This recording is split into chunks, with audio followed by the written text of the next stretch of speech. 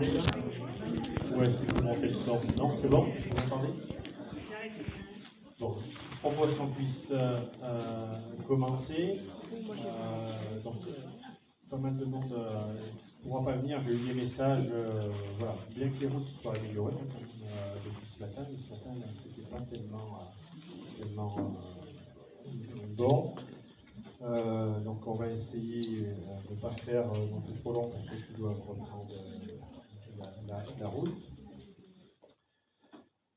Donc, Madame le député, cher Christine, Monsieur le vice-président du conseil départemental, cher Jérôme, Monsieur le conseiller régional, cher Sylvain, Mesdames, Messieurs les conseillers municipaux, alors ils sont, j'aurais bien aimé qu'ils viennent par ici, les conseillers municipaux, adjoints.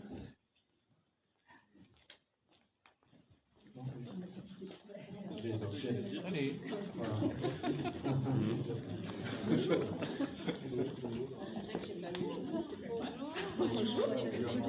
Bonjour madame. Voilà, donc on se retrouve pour les traditionnels vœux ce 21 janvier. Là aussi, 2 années où il n'y avait pas eu de vœux. C'était un peu de lien en moins entre nous et vous, population directe, puisqu'on verra tout à l'heure, on a aussi des moyens de communication qui ont été mis en place. Je voulais excuser aussi mon adjoint Vincent, qui m'a appelé à midi et il me dit il y a des microbes du Covid qui traînent du côté de Fontauger, donc je vois que le père est là, il résiste mieux, donc je ne veux pas prendre de risques. Stéphanie étant positive, donc j'ai dit je t'excuserai, bien sûr. Et puis donc d'autres personnes aussi qui m'ont mis des messages. Vu que les cas des routes étaient un petit peu délicates, donc on préfère rester à leur domicile, ce que je peux comprendre. Donc on se retrouve pour cette cérémonie des vœux. Je tiens à remercier tout particulièrement les 3 élus qui sont à mes côtés, hein, notre député, notre conseiller départemental et conseiller régional, puisque alors, il y a des détails aussi à remettre, et c'est des détails communal, départemental, régional. Vous savez aussi tout mon attachement, j'en dirai quelques mots à la fin sur la République, et c'est des représentants de la République aussi. Donc ça fait très plaisir qu'ils soient à nos côtés aujourd'hui. Donc sur ces traditionnels vœux, il est de coutume de pouvoir faire un bilan de l'année écoulée et puis se projeter un peu sur l'année à venir, donc l'année qui vient de commencer, l'année 2023.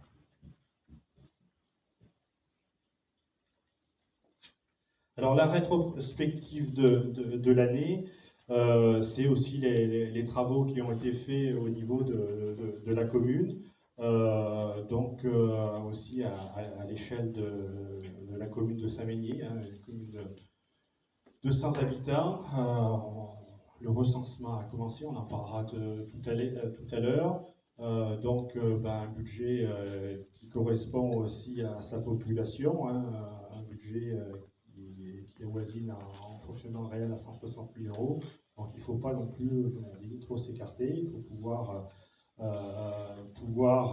faire des travaux. Et sur cette année 2022, nous avions donc un projet qui était assez important pour la commune, puisqu'il avoisinait les 100 000 € TTC, donc il fallait trouver aussi des financements. Donc on a sollicité le département, on a sollicité aussi les fonds européens. C'est un projet qui a été financé à 80%. On a un reste à charge pour la commune de 22 846 € et ce projet a été inauguré le 28 octobre 2022. Il faisait pas le même temps qu'aujourd'hui parce qu'on avait eu la chance d'avoir du beau temps, de pouvoir parcourir les travaux qui ont été faits.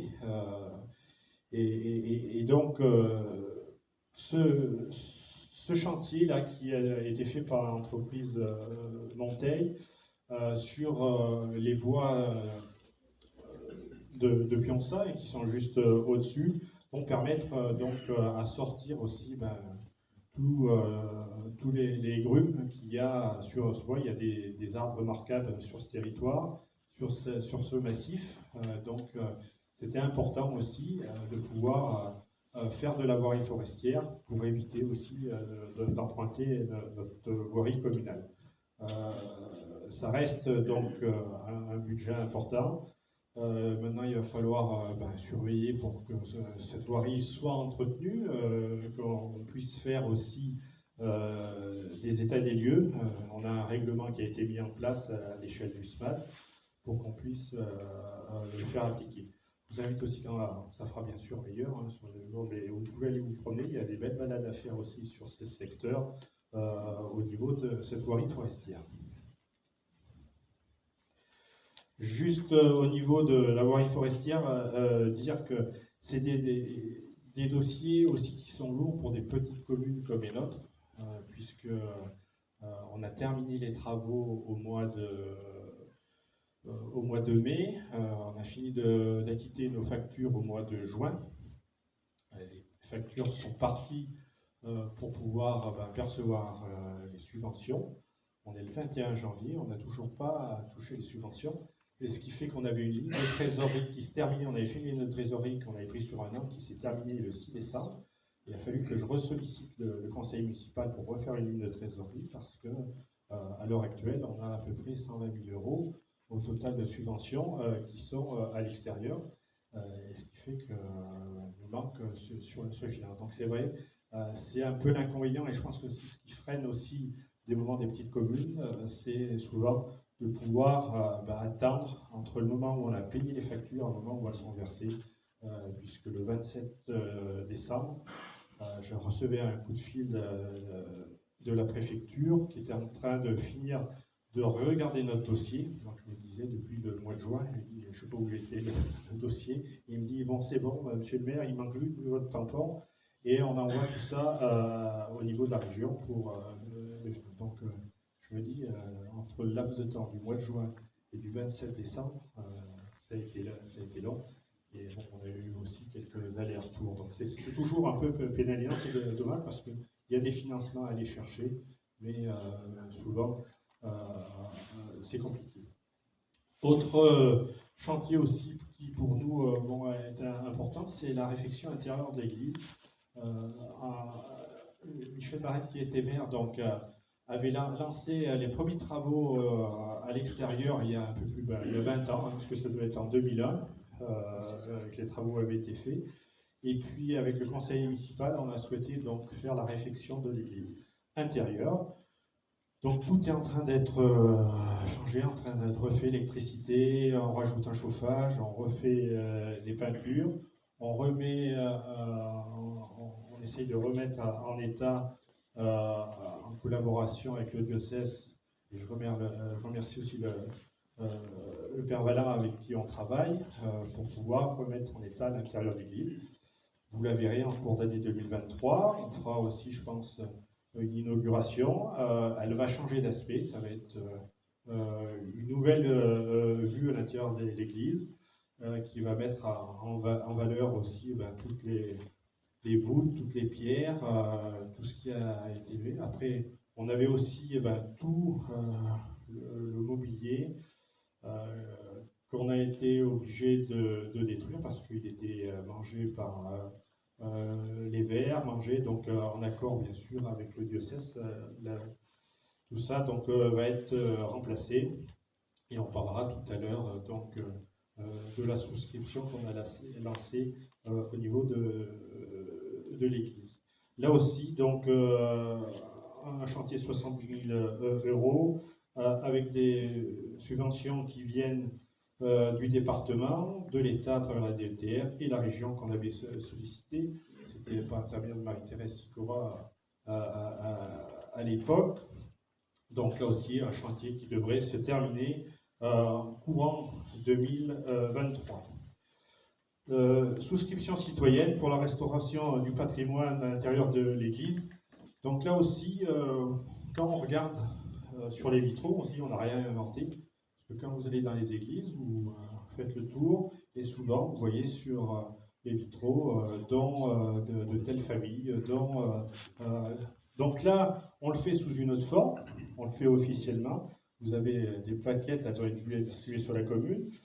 À travers la Fondation du patrimoine. On a fait appel à la Fondation du patrimoine qui sont venus, ont regardé un petit peu comment on peut faire les restaurations, et à chaque fois que les gens donneront de l'argent, ils auront une déduction fiscale qui leur sera envoyée par la Fondation du patrimoine.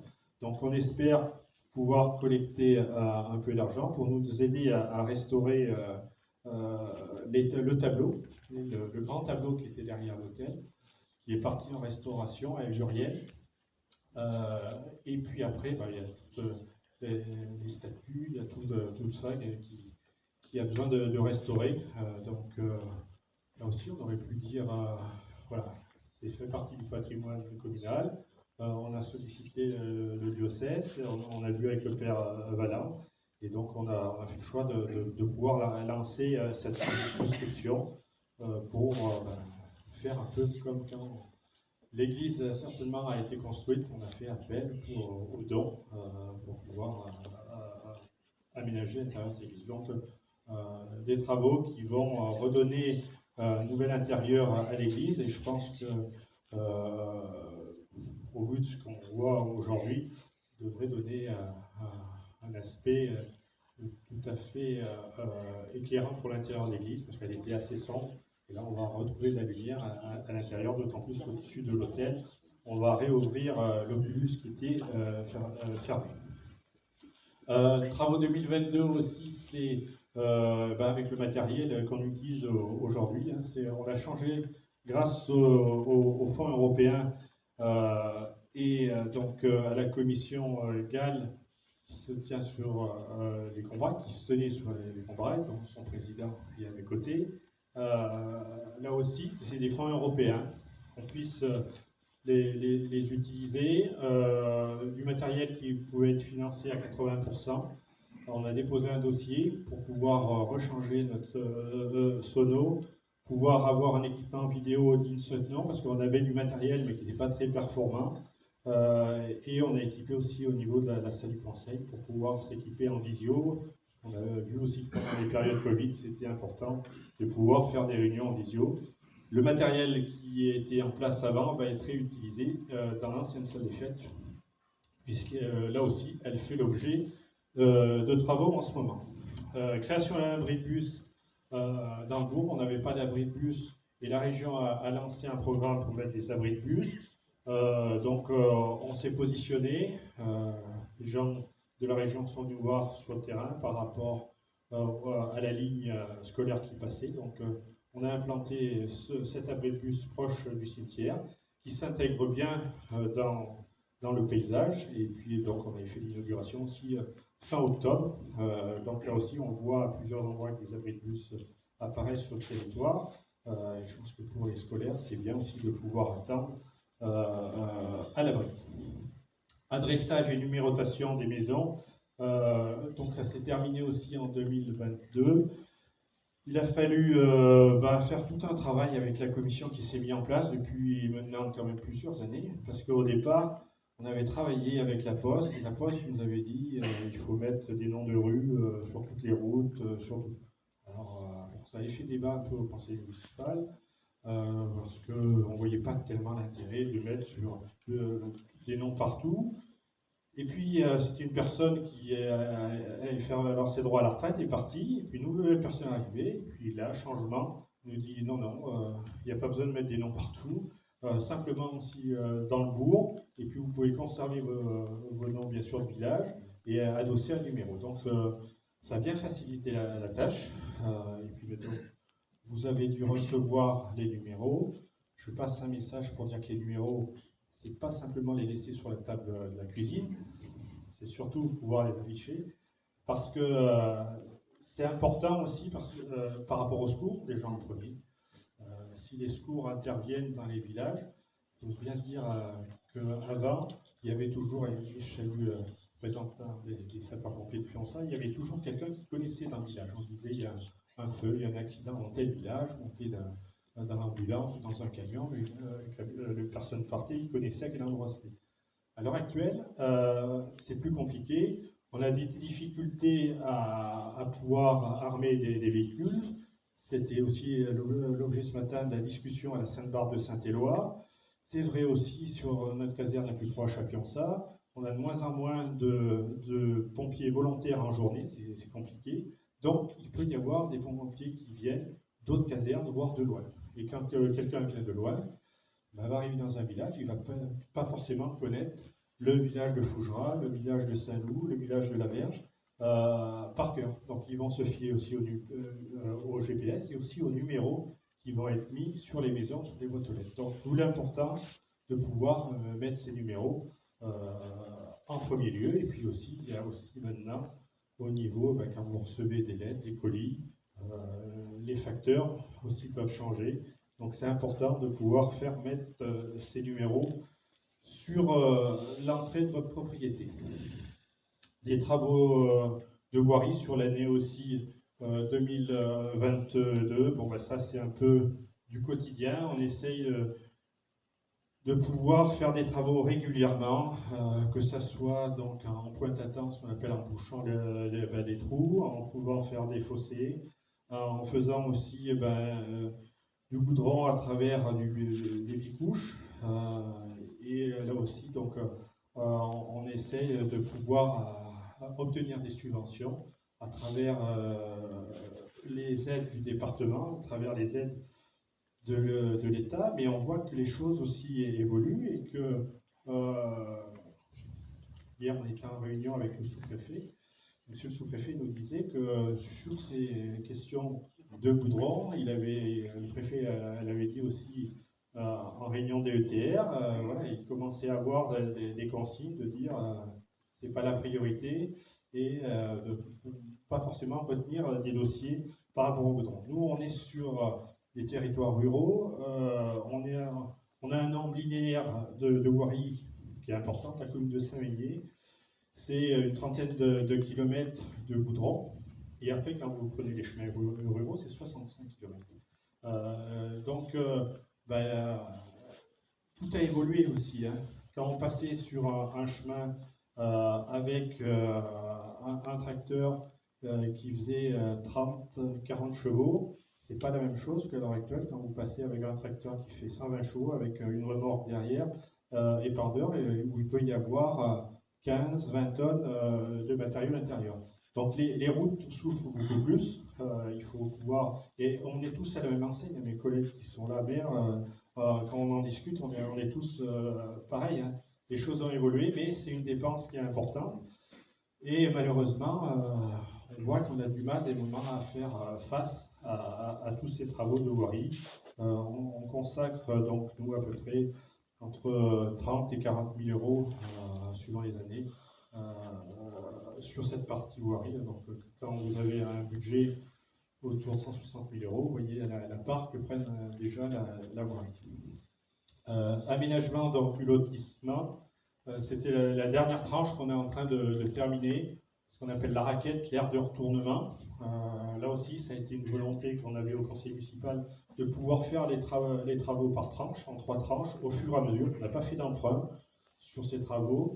De construction sont venus compléter le lotissement.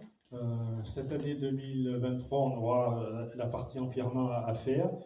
Il y aura aussi l'éclairage. Là, on est en train de regarder pour pouvoir, avec le territoire d'énergie, enfin anciennement le SIEG, pouvoir alimenter les coffrets qui ont été posés. Mais bon, tout est prêt pour pouvoir recevoir aussi des nouvelles habitations.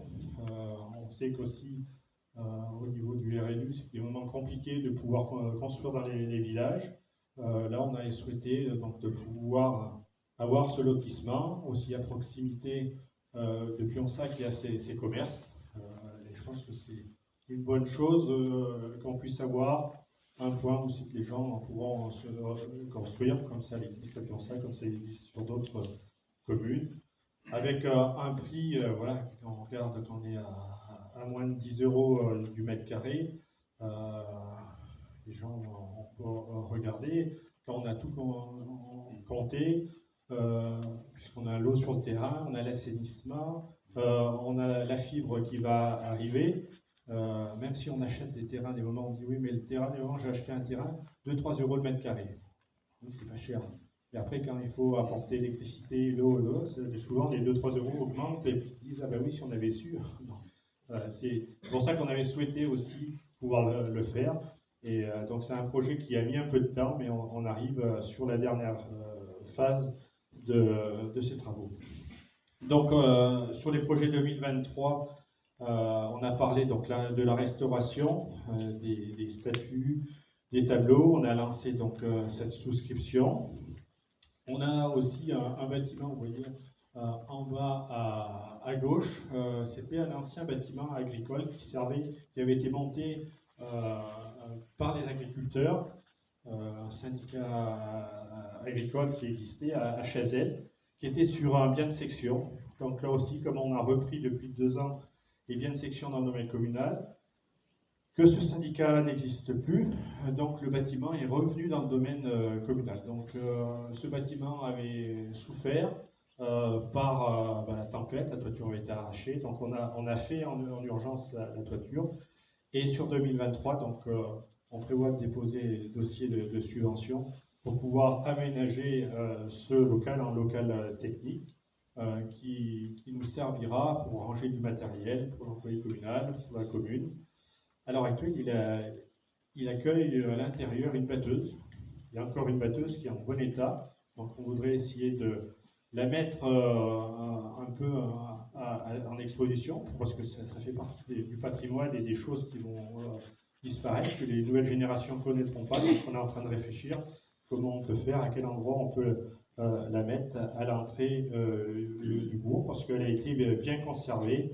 Et c'était les agriculteurs de l'époque qui s'étaient regroupés pour acheter ce matériel. Il y avait aussi une presse qui se mettait à l'arrière. Et à côté du local, il y avait un compte classeur. Donc, quand on parle de mutualisation, ça existait déjà au niveau des coopératives qui existaient sur nos territoires. On va aussi terminer en 2023 la poursuite de la réhabilitation de la baraque Adrien.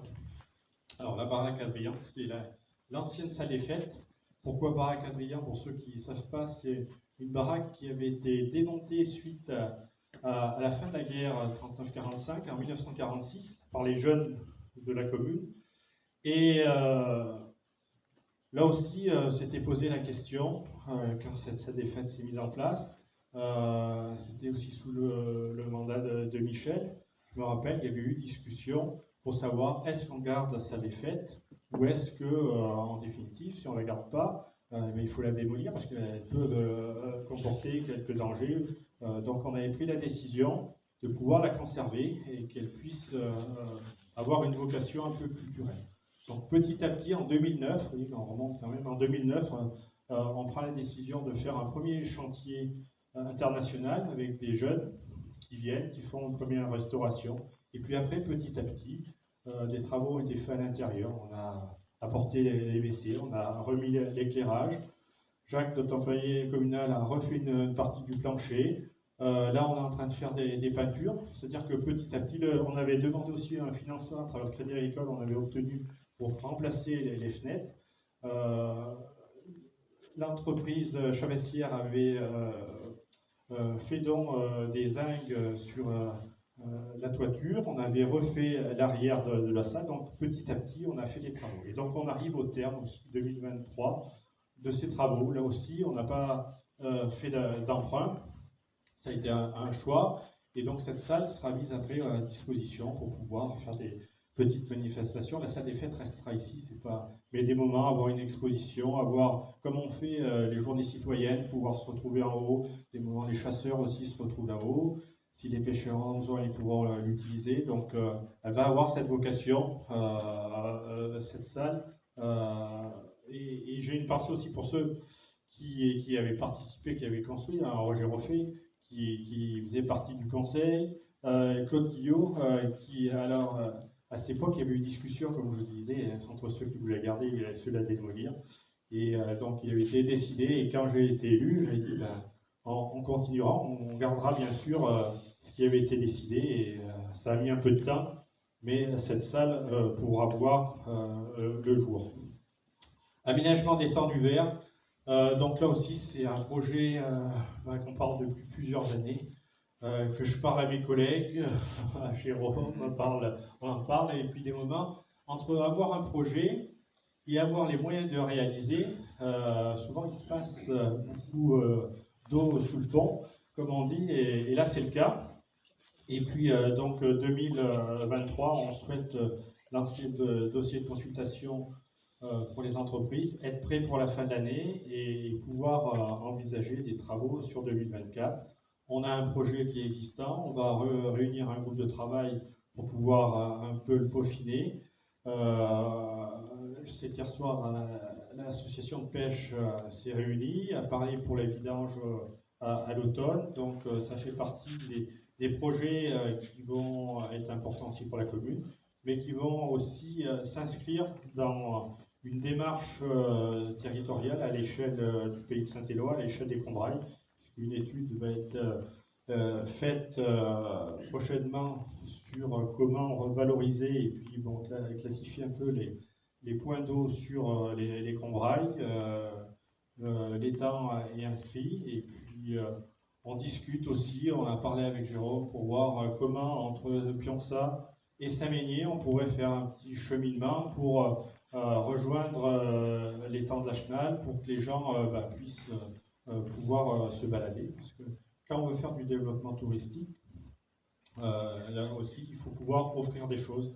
Il y a des expositions, il y a des musées, il y a des animations, mais aussi c'est des randonnées, c'est la découverte du territoire. Et je pense qu'on a pris un tournant sur ce territoire et maintenant tous les acteurs, on en parlait encore hier quand on a eu une réunion avec le comité de communes sur le projet du château, il y a une volonté des élus de ce territoire maintenant d'aller de l'avant. On vient d'être lauréat au niveau de la région, au niveau touristique, avec la communauté de communes à travers le conseil régional, quand Sylvain est venu me voir, on dit on pourrait peut-être déposer un dossier. Et je pense que je t'ai dit, ben on y va. Je dit, on y va parce que quand c'est comme ça, il faut qu'on puisse des moments déposer et puis qu'on voie si on va être retenu pour. De moment, il faut pouvoir saisir les choses. Après, voilà, il faut qu'on puisse avoir des projets pour nous aider à financer parce que de moment, il nous manque toujours le petit plus qui va faire qu'on ne va pas pouvoir réaliser ce projet. Donc, l'étang du Verre devrait connaître une année 2023 pour peaufiner ses études et 2024 une année de travaux. Bilan eau, vous savez que l'eau sur la commune de Saint-Ménier, comme les communes qui sont en régie, c'est un point important. Un graphe là pour vous montrer un peu la consommation d'eau qui a diminué, qui s'explique aussi parce qu'on a moins d'animaux sur la commune. Puisque 200 habitants, on avait jusqu'à 800 têtes de bétail sur la commune. Donc à un moment donné, ça faisait beaucoup. Donc là, ça a diminué aussi sur des exploitations. Ça se ressent au niveau de la consommation. Et on essaye de suivre au quotidien à travers des outils qu'on va voir, à travers Jacques, le conseiller communal, qui chaque semaine va faire les relevés pour regarder, pour suivre la consommation d'eau. Donc c'est un travail au quotidien. Parce qu'on essaye aussi de détecter les fuites comme ça. On a mis en place ça il y a quelques années, ça fonctionne bien. Et dès qu'on voit qu'il y a un compteur d'une semaine sur l'autre qui a une augmentation, nous tire un peu la sonnette d'alarme, dire attention, il doit y avoir une fuite sur tel secteur. Donc on essaye de pouvoir suivre cette eau. Cette eau qui va évoluer aussi au niveau de la gestion, puisque la communauté de communes devrait prendre la compétence en janvier 2026. On s'y prépare. Une étude est en cours sur l'ensemble du territoire pour voir. Donc les législateurs reviennent dessus, je ne crois plus trop. C'est pas faute que le député aussi ait porté des amendements. Voilà, c'est difficile à faire passer au niveau national, mais cette eau. Maintenant, c'est à la communauté de communes de se préparer à pouvoir gérer. Donc là aussi, il y aura des évolutions. L'étude est là pour faire ressortir l'étoile. Il faut s'attendre à avoir des évolutions dans les années à venir. Là, on va passer rapidement. Vous voyez, c'est les graphes que j'ai fait faire au quotidien sur les compteurs d'eau parce que ça, semaine par semaine, ça nous indique un peu les consommations, les pics, vous voyez, donc ça peut être sur les consommations, mais quand on a un pic, ça nous indique aussi, soit il y a de la consommation, mais si c'est un temps qui est un peu plus vieux, malheureusement, ça peut indiquer aussi qu'il y a une fuite. Donc, et vous dire que des moments, les fuites sont sournoises, parce qu'une fois, on a cherché une fuite vers chez l'arbre, et on ne trouvait pas, et l'entreprise d'assaut dit, je ne comprends pas ce qui se passe. Et on va arrêter l'alimentation en eau, et puis je vais essayer de voir, parce que j'ai un doute. Je vais mettre un compresseur au bout du tuyau, puis on va voir ce qui se passe. Et on s'est aperçu qu'en définitive, sur les plans, la conduite d'eau devait passer en bordure de route, et puis il y avait une mare, un creux d'eau. En définitive, la canalisation est passée en plein milieu de la mare. Donc quand il a mis son compresseur, qu'il a poussé avec de l'air, donc les bulles sont sorties, mais il a fallu dévier. Donc vous voyez, des moments où on cherche des fuites. Donc voilà, donc ces graphiques que l'on fait depuis 2-3 ans nous aident à suivre, que ce soit au niveau des captages ou des eaux. Donc là aussi, c'est un point que l'on fait entre Jacques et Christine à la mairie, et toutes les semaines, j'ai ces relevés qui nous permettent de faire le point. Diverses activités donc, de la médiathèque. Là aussi, on a la chance d'avoir une équipe médiathèque dynamique à Saint-Ménier. Ça fait 10 ans, 2012-2022, ça fait 10 ans. Elle dure dans le temps. À l'heure actuelle, ils sont 9, c'est ça 13 en fait. Et c'est une équipe, au-delà de pouvoir tenir des permanences pour des livres, qui aussi associe les jeunes à travers les écoles de Pionçal et les jeunes de la commune qui viennent, les moins jeunes, puisque aussi vous avez accueilli les personnes qui peuvent se déplacer de l'EHPAD sur des expositions. Donc je trouve que c'est bien parce que la culture qu'on essaye aussi de développer à l'échelle communautaire, n'est-ce pas, Monsieur le Vice-président, c'est aussi le message qu'on essaye de faire passer, c'est de dire on a une très belle médiathèque à Saint-Éloi, mais on veut essayer d'irriguer le territoire. Irriguer Saint-Gervais, Saint-Éloi, La Pérouse, Saint-Ménier, et on essaie de voir comment on peut développer tout ça, et puis essayer de trouver aussi des bénévoles pour venir renforcer l'équipe. On a parlé avec Jérôme, voilà, c'est un sujet aussi qu'on essaie de faire évoluer. Vous voyez les expositions, des très belles expositions, en lien avec le conseil départemental, puisqu'il y a des très belles expositions au département, donc qui sont récupérées, qui sont mises en place et qui bénéficient donc aux habitants, mais aussi aux jeunes. Voilà les écoles qui viennent, donc à travers les expos que l'on fait dans la salle de la mairie, dans la salle des fêtes, et puis donc aussi le troisième âge. Ça fait partie, on n'a plus d'école, mais voilà, on essaye de faire participer, et je vous remercie encore, je l'ai fait l'autre jour quand vous avez fait votre petite réunion, et merci à tous les bénévoles de cette équipe qui est très dynamique. Journée citoyenne. Là aussi, on a mis en place la journée citoyenne pour faire des petits travaux. Alors ça paraît peut-être anodin, mais ce que j'ai dit à la fin de la journée citoyenne, c'est qu'on comptabilise le nombre d'heures qu'on passe sur une matinée, multiplié par le nombre de personnes. Souvent, on arrive à 120, 140 heures de travail. Et ben, c'est 120, 140 heures de travail que Jacques aurait dû faire, et de moment, ça lui soulage bien la tâche.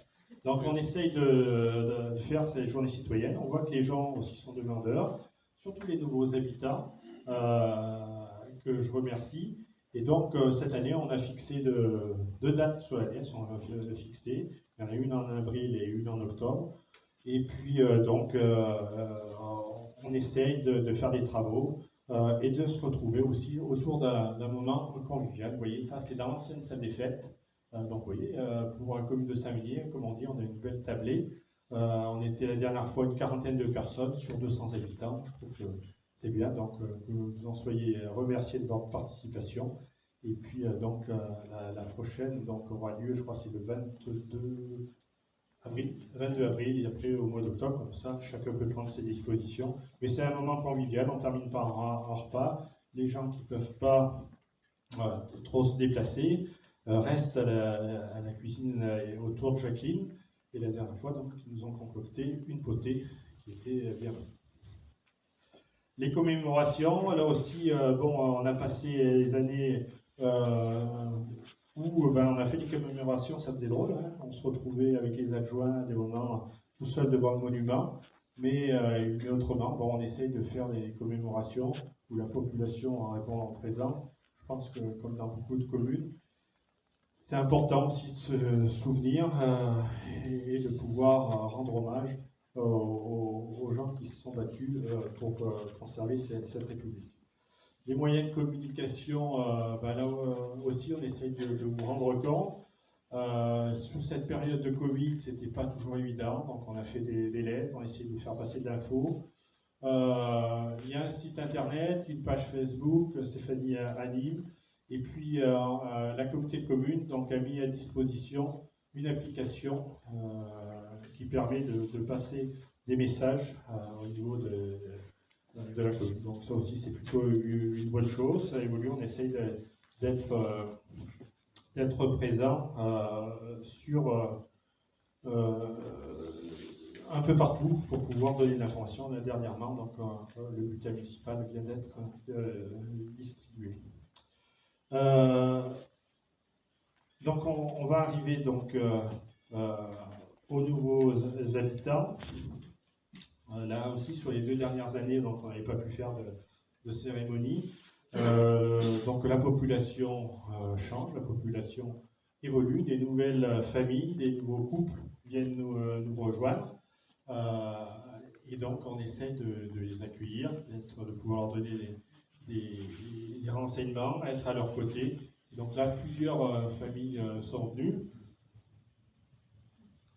Madame Blanchard Sandra et Madame Renardo Patricia, donc, qui habitent dans le bourg, qui nous ont fait le plaisir de venir sur la commune de Saint-Ménier.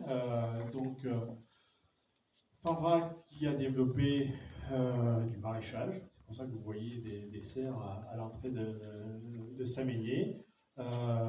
Et Sandra aussi qui va être notre agent recenseur au niveau de la commune de Saint-Ménier. Donc vous allez la voir, elle va venir à votre rencontre pour pouvoir, ceux qui le souhaiteront, remplir les documents. Il y aura la possibilité aussi de le faire sur Internet, on va en parler.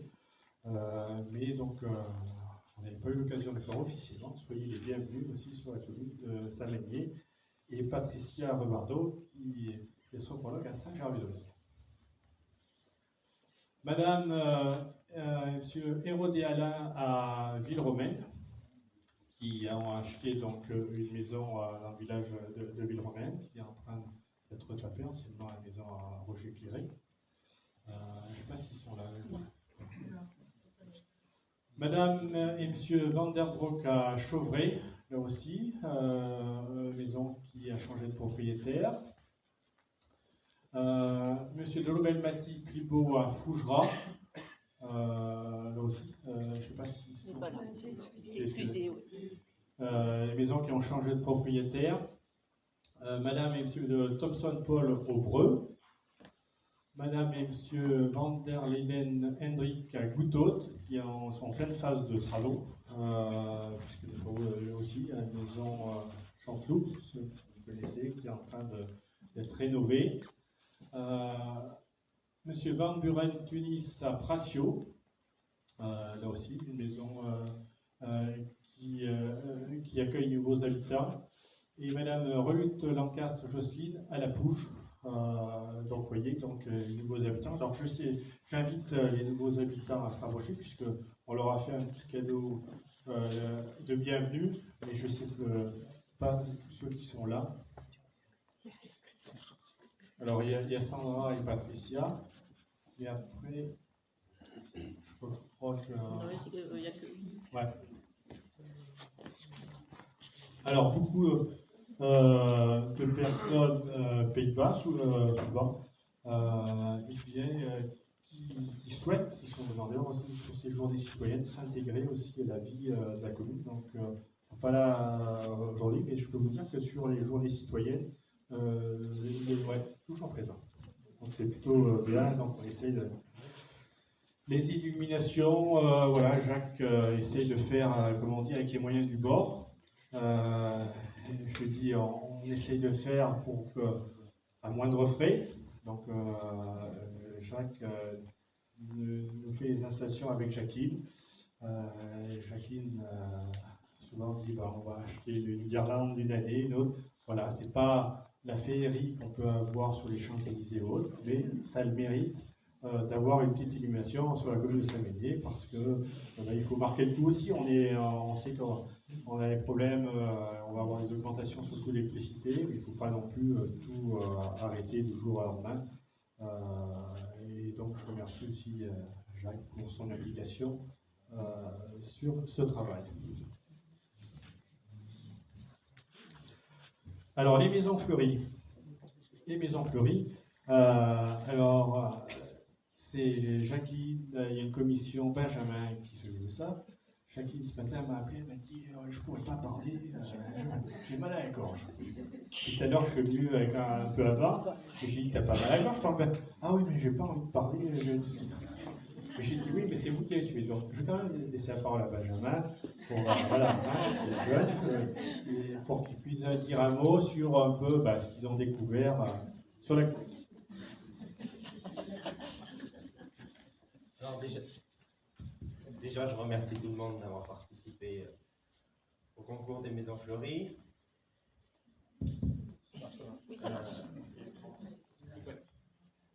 Après, nous, on n'est pas professionnels du fleurissement, donc on a décidé de ne pas établir de classement pour les maisons. C'est plus simple pour classer. L'année prochaine, on essaiera de convier des professionnels pour faire un classement et remercier les plus belles maisons. Cette année, on a vu de très belles choses.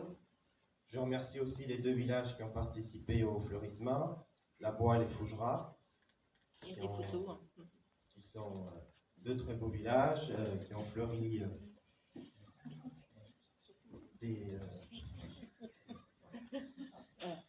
sur leur denier personnel les espaces publics. Les maisons, on a vu de très belles choses, en particulier. Je sais plus. Voilà, des villages. Jacqueline, oui. Quel village on a et quelles maisons ont été. Même si on n'a pas établi de classement, il y a vraiment de très belles choses et on remercie vraiment tout le monde. Les villages et non les villages. Oui, mais après. Et après, on avait vu Madame Anglaire parce que c'était naturel. Et Madame Anglaire qui a été très, très jolie maison par rapport à très naturel et sans surcharge. Et puis, Monsieur Pierre G qui est hors catégorie par rapport à son jardin qui est très, très impressionnant. Voilà, c'est bien. Merci Benjamin. Tu vois, c'est bien. Non, mais c'est important aussi qu'on puisse continuer cette démarche au fleurissement. Plusieurs communes à l'échelle du pays de Saint-Éloi sont lancées. Il y a eu de très beaux aménagements. Donc, je pense que c'est un tout. Quand on veut développer le tourisme, je pense qu'il faut aussi qu'on fasse un petit effort, même dans nos villages. Et je vous remercie de vous impliquer parce que pour ceux qui voyagent un peu, quand vous passez en Alsace, quand vous allez au Pays Basque, quand vous allez en Vendée ou dans d'autres endroits, souvent on retient en disant oh, qu'est-ce que c'était joli, qu'est-ce que c'était bien fleuri. Ben, moi j'aimerais entendre dire qu'on a été en Auvergne dans les Combrailles et qu'est-ce que c'était joli, qu'est-ce qu'on a bien mangé. Et donc c'est un tout. On s'est arrêté, il y avait un marché, on a acheté des légumes. Voilà, je pense que le tourisme, c'est ça, c'est donner envie, pouvoir arrêter. On a la chance encore d'avoir un commerce, un restaurant. Ben, c'est aussi des gens qui s'arrêtent, pousser la porte, rentrer, s'asseoir, prendre un verre, manger. C'est un développement touristique. Et quand on parle de notre église, voilà, il faut aussi que, on avait l'habitude souvent qu'elle soit fermée à clé, il va falloir qu'on regarde pour l'ouvrir et qu'elle puisse se visiter parce que le développement touristique, ça passe par là. Voilà, on va passer donc aux remises de médailles. Juste avant, parce qu'après voilà, on arrive à terme, je voulais simplement remercier en premier lieu secrétaire de mairie, Christine, qui travaille au quotidien, Jacques, employé communal, aussi, alors souvent j'appelle Jacques quand c'est une période plus inquiète, dire il n'y a pas de souci sur l'eau, il dit non, t'inquiète pas, il dit, ou alors dire si le château d'eau va baisser, parce que c'est souvent un sujet d'inquiétude. Et c'est vrai, c'est important qu'on ait aussi des relais et des personnes qui suivent tout ça, des conseillers municipaux qui m'accompagnent, qui travaillent au quotidien, encore dernièrement sur la distribution du bulletin, qui ont fait le bulletin. Le bulletin, ça paraît pas, mais souvent, on a passé au haut, on disait le maire, il peut bien, il sait bien faire et il va faire les articles. Ça ne paraît pas, mais ça va passer énormément de temps. Et puis là, je leur avais dit, ça serait bien qu'il y ait une commission qui se mette en place. Et alors là, je peux vous dire que pour moi, cette fois, voilà, je regarde, mais les articles sont faits, ils ont préparé. Donc je les remercie parce que c'est aussi important que vous puissiez vous impliquer dans ça. Donc merci encore pour le travail que vous faites au quotidien. Vous dire aussi que oui, on est en période un peu compliquée. Hein, vous voyez sur cette inflation qui galope avec les coûts de l'énergie qui flambent. Donc c'est compliqué pour vous, c'est compliqué pour nous aussi, les collectivités. On ne sait pas quel chiffre souvent il faut mettre dans la colonne énergie. Nous dit le gouvernement, vous regardez, vous multipliez par 2,5 par rapport à ce que vous payez d'habitude. Voilà, donc après, ça fait souvent des notes importantes. Sur l'éclairage public, on avait fait un travail il y a 4-5 ans pour éteindre les lumières la nuit. Ça a été mis en place. On coupait à 23 heures. On est en train de se poser des questions. On va en parler en conseil, s'il ne faut pas couper un peu plus tôt. Dans le bourg, on ne coupait pas forcément. On est en train de se poser des questions aussi parce que voilà, il va falloir s'adapter par rapport à tout ça. Et puis aussi, juste avant de passer à la remise des médailles, c'est des médailles au nom de la République qui récompense les agents qui ont passé du temps dans les collectivités. Et ce que j'avais envie de vous dire comme message, c'est qu'au niveau de la République, je pense qu'il faut qu'on insiste un peu sur cette République. On a la chance d'être dans une démocratie, d'être dans un pays où elle existe, mais où les valeurs, des moments, se perdent, où certains voudraient peu transformer un peu les choses. C'est un peu que quand je comparerais ça un peu comme à la santé chez un humain, hein, quand tout va bien, parce qu'il y a des organes qui fonctionnent bien, puis dès qu'il y a quelque chose qui fonctionne pas tellement, il faut apporter un traitement, il faut souvent faire attention. La République, c'est un peu pareil, elle fonctionne bien, il y a peut-être des choses à faire évoluer, mais je pense que tout peut s'exercer au niveau de la République dans les respects de la loi. La laïcité a apporté aussi pour que les religions puissent s'exercer.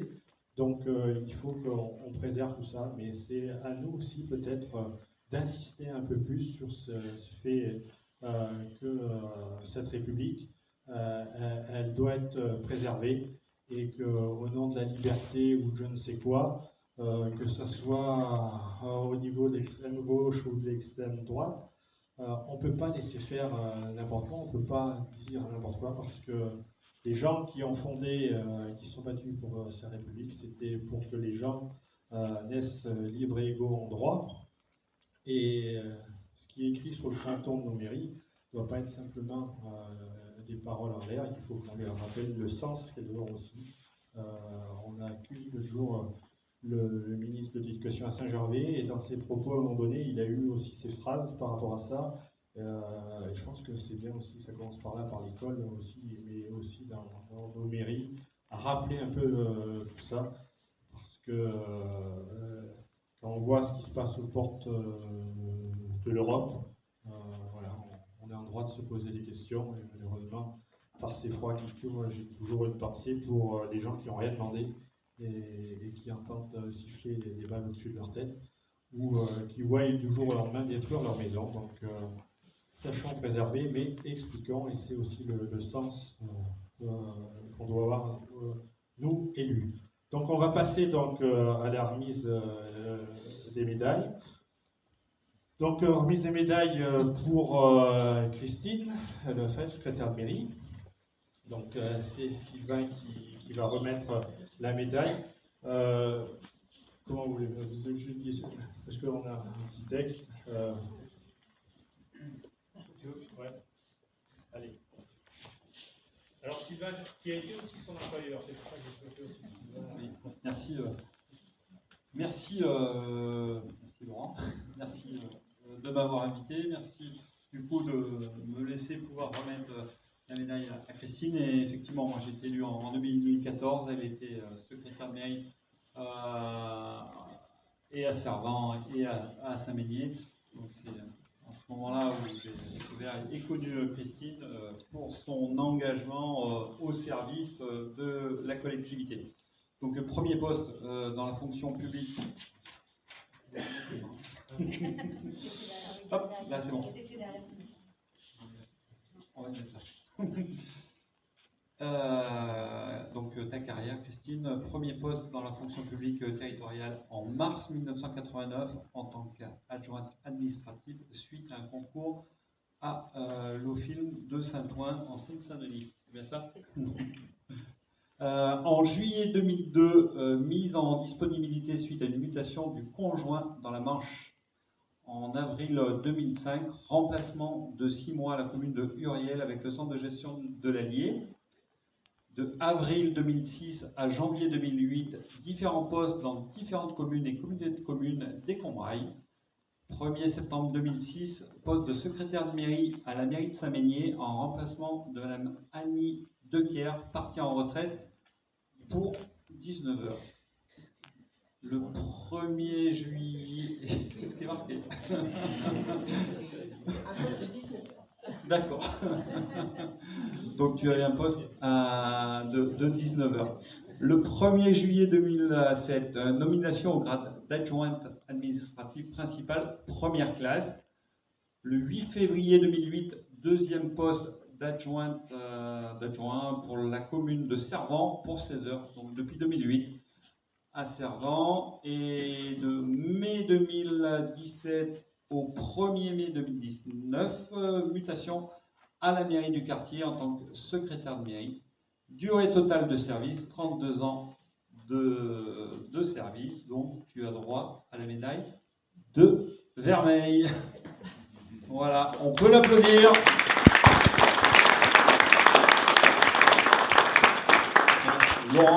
Laurent l'a dit, il y a le maire, il y a son conseil et il y a les agents, parce que sans vous, eh bien, on ne serait rien. Nous, voilà, on aide, on contribue, on donne les grandes lignes, on a une volonté, on a une politique générale, mais que ce soit dans une mairie, dans une Comcom. Laurent l'a rappelé hier soir pour les vœux de la communauté de communes. Il a mis notamment des agents sur le devant de la scène, ce qui était mérité, ce qui était apprécié, ce qui est normal. Mais c'est bien de l'avoir fait, et parce que sans vous, et bien en fait, voilà, vous êtes des maillons, comme les associations, comme comme la journée citoyenne qui se fait. C'est voilà, c'est très bien, c'est dans l'intérêt public, collectif. Et encore un grand bravo, Christine, pour tout ce que tu as fait, ce que tu fais et ce que tu vas continuer à faire. Et ce qu'elle fait, je l'ai rencontrée donc dans le domaine, Laurent l'a dit, dans le domaine de la culture. Et voilà, il y a des choses qui vont se mettre en place. Et Saint-Ménier était la seule commune où le territoire lecture, la bibliothèque, était basé sur la base du bénévolat. Voilà, on avait Saint-Gervais, Menat, Saint-Éloi, où voilà, c'est des personnes qui sont employées, sauf un endroit, ici à Saint-Ménier, et Christine y contribue. Donc un grand bravo à elle. Merci.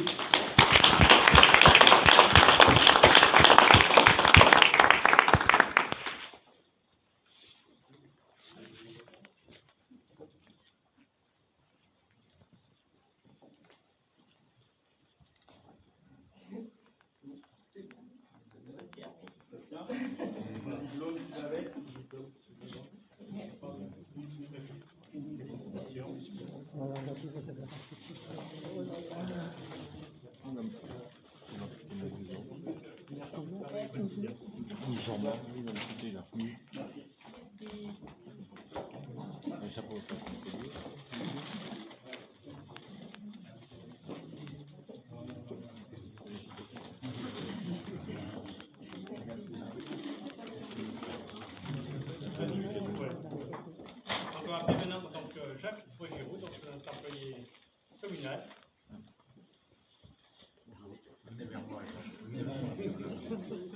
Bien.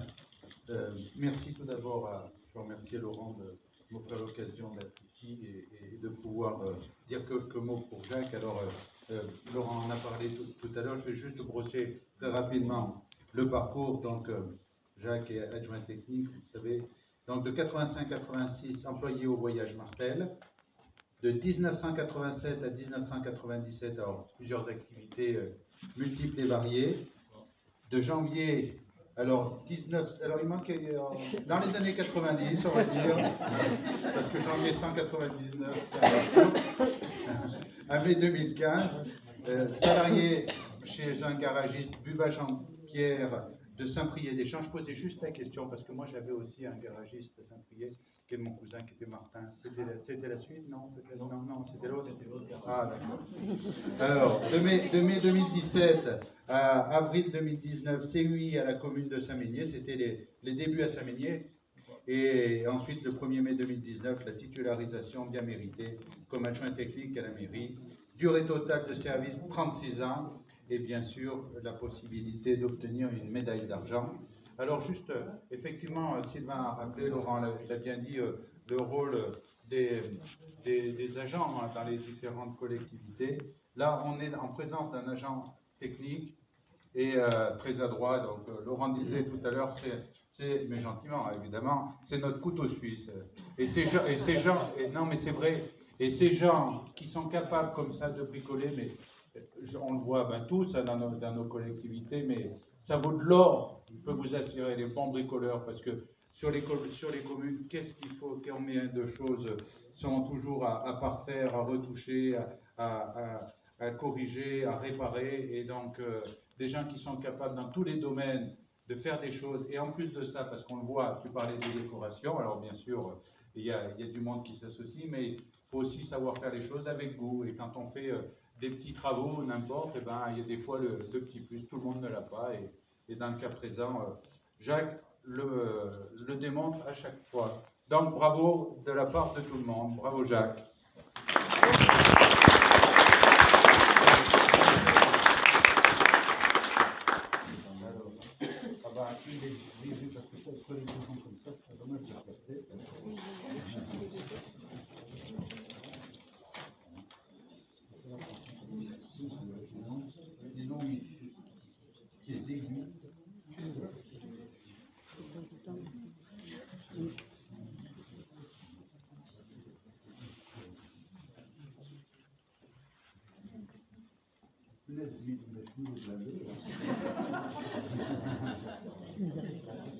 Bravo Jacques.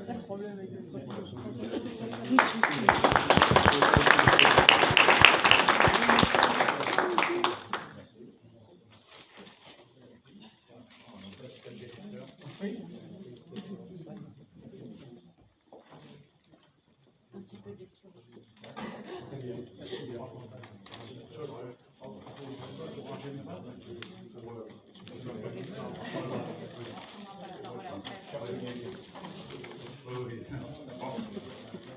On va pas refaire des discours. Alors, juste, Laurent nous dit de dire 2-3 mots enfin, le conseiller départemental avant que Christine prenne la parole. Simplement, bon, déjà, je remercie Laurent. J'ai trouvé que son discours avait une bonne longueur. Des longueurs comme j'aime. Voilà, je fais la remarque devant Christine, comme ça, elle ne pourra pas dire que les autres fois je suis trop long. Donc là, je suis content. Non, mais c'est bien, c'est long, mais c'est jamais ennuyeux quand il y a des choses qui sont racontées. Et c'est bien, moi je trouve. Hein, je trouve que c'est bien. Enfin, bon, quand je prends la parole, j'ai le sentiment c'est que j'ai quelque chose à dire. Donc là, on a vu, Laurent avait des choses à dire, il a expliqué sur la commune ce qui se faisait, les projets qui ont été conduits. On a vu, effectivement, cet été, Sylvain était avec moi, donc j'ai un autre témoin. On a pu constater le travail que vous avez fait avec Laurent, bien sûr, avec toute l'équipe municipale dans les grands bois pour les chemins. Et donc c'était une belle après-midi, comme tu l'as dit. On a failli chasser de sangliers aussi. On leur a fait peur, ils couraient à côté de nous. Mais on a beaucoup apprécié tous cette inauguration buissonnière, je disais à l'époque. Mais surtout, ce que j'en avais gardé, c'est le sentiment du travail qui avait été fait, un travail en équipe, sur des projets qui sont réfléchis collectivement. Et on l'a encore vu ici, sur ce que vous êtes en train de conduire sur la commune, avec, on a bien vu l'église.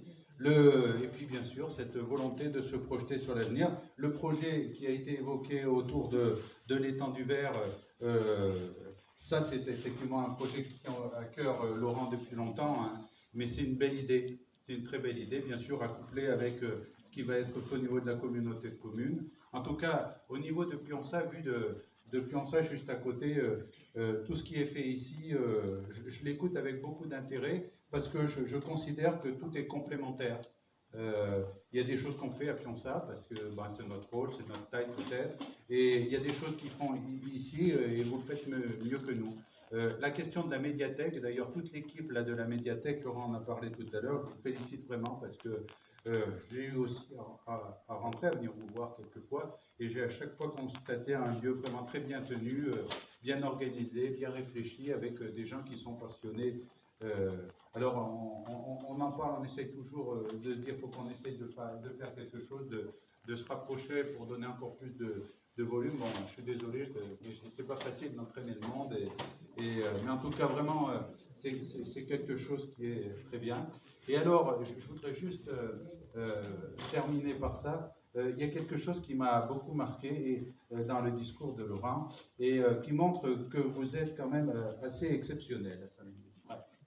Vous avez réussi à appliquer la technique de recherche des fuites des chambres à air au réseau d'eau pluviale. C'est quand même fou ça. Hein, vous avez réussi à traîner les canalisations dans les mares, quoi, pour trouver la fuite.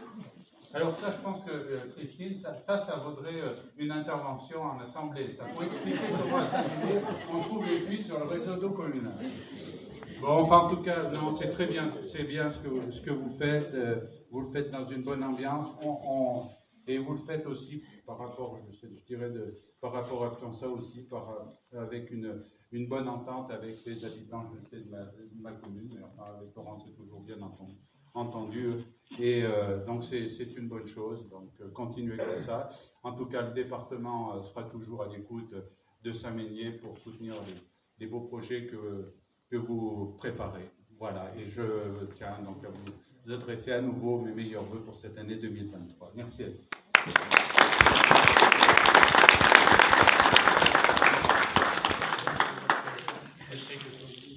Allez, ça va être très court, j'ai déjà un petit peu parlé, et après c'est les vœux de la commune.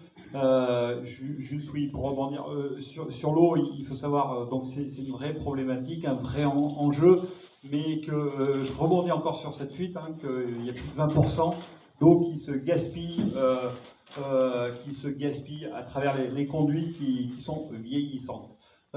Simplement pour dire que la région, on voit et on l'a vu, et Laurent l'a très bien expliqué, que Saint-Meunier était très dynamique, qu'il y avait des projets, et que la région, voilà, on est déjà intervenu et on interviendra, et je soutiendrai bien sûr le projet de l'étang que Laurent a. Je lui ai dit, ça va bientôt être voté sur le prochain contrat région.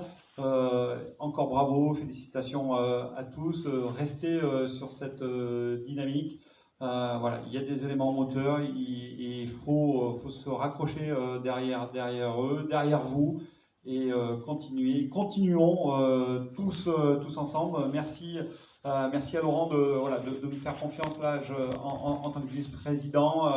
Voilà, il y a un temps pour les élections, il y a un temps pour tout, et après on oublie tout et on travaille ensemble, comme avec Christine.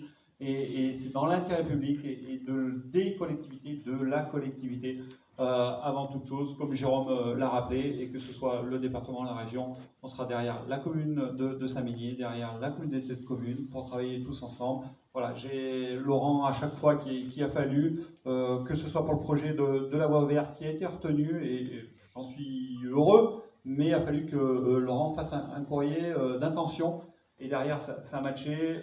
Il y a le projet au niveau touristique, qui là aussi il fallait que Laurent suive, hein. On était pris par les délais, la communauté de communes a été retenue, voilà, c'est ce qu'il faut regarder, c'est dans l'intérêt de tous, de vous, donc encore bravo, merci Laurent, merci à tous, bons vœux et plein de bonnes choses, même si voilà, mais il faut quand même voilà, garder de l'optimisme et aller de l'avant. Merci à tous.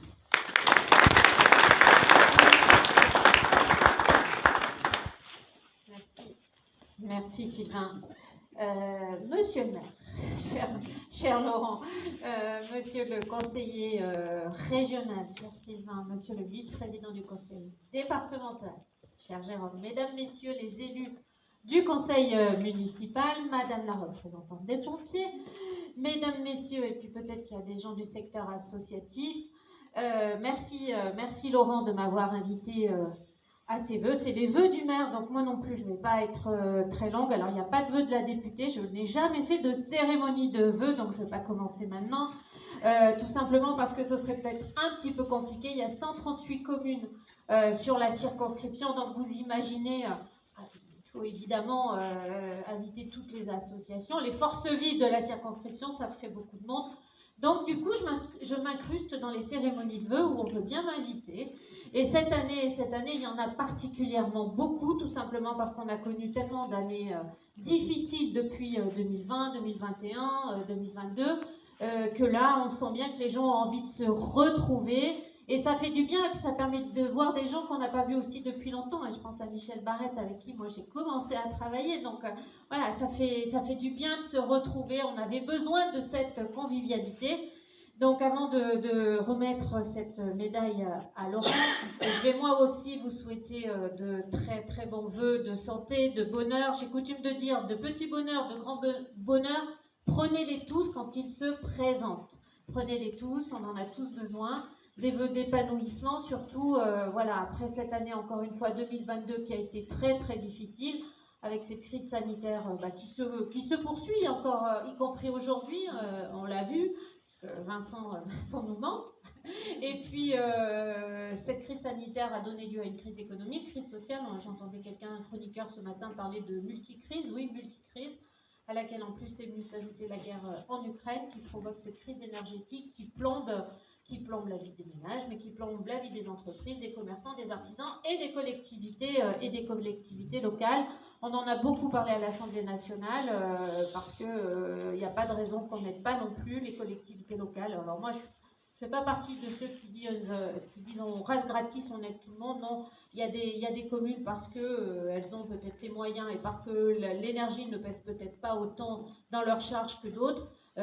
Ok, mais il y a des communes, si on ne les aide pas, on ne passera pas l'année 2023. Et l'année 2023, il faut investir, il faut continuer à investir. Et à Saint-Meunier, vous avez vu qu'il y avait beaucoup de choses qui se sont faites, mais il y a beaucoup de projets aussi. Et je le dis à tous les élus, là, si vous avez des dossiers notamment de rénovation énergétique, je parle bien de rénovation énergétique, des dossiers qui émargent au fonds vert, c'est tout de suite, parce que les consignes sont très claires. Il faut d'abord consommer le fonds vert. Pour la circonscription ou le département, je ne sais plus, c'est quelques millions d'euros, ça doit être 7 millions d'euros. Donc, si vous avez des dossiers, c'est là, c'est maintenant, parce qu'au mois de mars, les premiers arrivés seront les premiers services. Voilà, les services de l'État sont clairs là-dessus. Et seulement après, les subventions qu'on a vues, la DETR et des sites viendront compléter. Donc, si vous avez des dossiers rénovation énergétique et qui répondent, bon, je ne parle pas de friche industrielle ici, mais voilà, qui répondent à ces critères-là, allez-y. Je vais simplement vous dire aussi qu'en tant que parlementaire, bon, moi je suis à la commission des finances, vous le savez, je suis particulièrement la question des collectivités locales, mais il y a un dossier sur lequel je viens d'être nommée parlementaire en mission par la Première ministre, auquel je tiens, c'est celui du reste à charge dans les établissements, dans les EHPAD. C'est un dossier sur lequel je me bats depuis des années, parce qu'aujourd'hui, eh ben, le reste à charge, c'est quand même très très important. Pour les petites retraites, c'est difficile et c'est pas normal qu'il y ait un crédit d'impôt, une réduction d'impôt, c'est-à-dire une aide fiscale importante pour ceux qui payent des impôts, mais pour ceux qui sont en EHPAD et qui ont le moins de moyens, il n'y a rien. Il n'y a rien. Donc je me suis cassé le nez, cet amendement avait été voté, mais le 49.3 est voté par là et l'amendement du coup a été balayé, et en contrepartie, donc il y a cette mission, mais avec l'engagement d'aboutir en 2024, et si en 2024 on ne devait pas aboutir, avec cette solution ou une autre, peu importe, mais diminuer le reste à charge des gens, des résidents en EHPAD, en résidence autonomie, parce qu'il n'y a pas que les EHPAD, ça devient vraiment très très important. Voilà, je ne vais pas rester sans vous rappeler aux élus en tout cas, que oui, Sylvain, tu as raison, le temps des élections est derrière nous, c'était 2022, 2023 est là, et la députée que je suis est la députée évidemment de la nation, même pas de la circonscription, on est député de la nation, et notamment, bon, ben, je suis peut-être un peu chauvine, mais les Combrailles, évidemment, je suis née dans les Combrailles, je tiens aussi à défendre les communes rurales, parce qu'elles aussi, elles ont des projets, et la preuve, c'est qu'on l'a vu. Alors, Jérôme, j'essaierai de défendre. Une nouvelle fois, ce sera peut-être la 5e ou la 6e fois, quand on parlera de l'eau, que j'essaierai de défendre le fait que l'eau peut être gérée de manière optionnelle, c'est-à-dire que si une commune a envie de la garder, et j'essaierai de glisser cette histoire de compresseur. Mais je promets rien. Hein. Si je le fais, je te le dirai. Vous souhaitez, pour finir, une très très belle année à toutes et à tous. Et puis on va passer évidemment au dernier moment de la soirée, qui est la remise de la médaille d'honneur régionale, départementale et communale à Laurent. Évidemment, je suis très heureuse que ce soit moi qui te la remette, cher Laurent, parce que évidemment, je vais rappeler les 10 ans de députation où tu as accepté d'être député suppléant et où nous avons vraiment pendant 10 ans travaillé main dans la main dans l'intérêt général, et je suis très heureuse aujourd'hui de te remettre cette médaille pour 20 ans, mais je pense que ça fait plus si on ajoute tout, mais bon, je vais quand même garder ce qui est écrit là-haut. Avec une belle carrière commencée le 17 mars 2001 en tant que conseiller municipal, et puis petit à petit, on gravit les marches, on devient maire le 15 mars 2008. J'oublie pas bien sûr que tu as été conseiller général aussi du canton de Pionçade de 2011 à 2015, puis on a changé le nom, de conseiller général, on est passé à conseiller départemental de 2015 à 2021, et donc député suppléant de 2012 à 2022. Je veux simplement rappeler, et puis vraiment je le fais avec vraiment beaucoup de sincérité pour tous les mandats, cher Laurent, mais là je m'adresse à tous les élus qui sont dans cette salle aussi.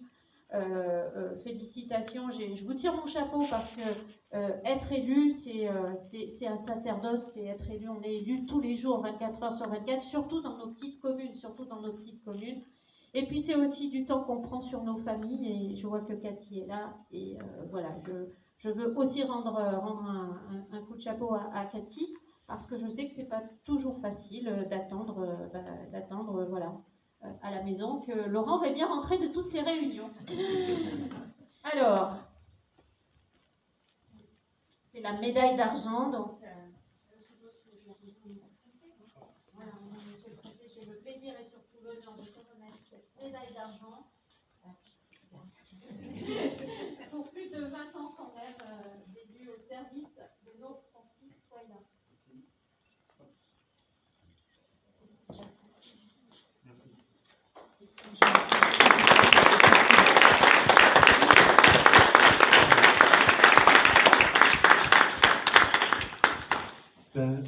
Merci aussi de m'avoir assisté. Je voudrais terminer juste par un mot.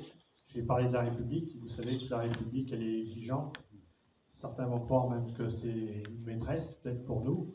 Parce que souvent nos femmes nous disent « Mais vous êtes encore parti ?» T'es encore parti, Cathy me dit, ah oui, un samedi, elle travaille, alors quand elle travaille, comme aujourd'hui, ce matin j'étais à Saint-Éloi, donc elle ne sait pas à quelle heure je suis rentré. Mais souvent, je m'adresse à tous, mais souvent on est sur les routes, on a beaucoup de choses, et je pense que Jérôme, Sylvain, pareil, vous devez avoir des réflexions comme ça, c'est compliqué.